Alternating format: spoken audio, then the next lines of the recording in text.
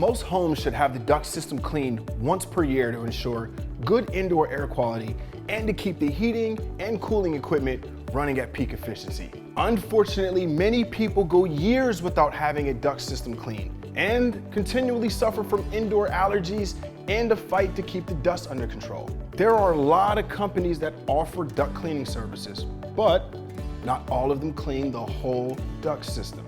Don't settle for so-called deals and coupon mailers where the duct cleaning services last less than an hour and only covers vacuuming the first 3 feet of a duct system. These services kick up more dust than they remove. A thorough duct cleaning should include every inch of ductwork and typically takes 4 to 6 hours, depending on the size of the home. Atlas's whole home duct cleaning service starts with us connecting a truck-mounted vacuum directly to your duct system. With the vacuum running, we use an extendable cleaning wand to clean the full length of every individual vent line and trunk duct in your home. All of the dust and dirt is sucked back to the truck and never mixes with your home's indoor air. After cleaning the branch lines, we wash all vent covers and reinstall them so that they look as clean on the outside as they are on the inside.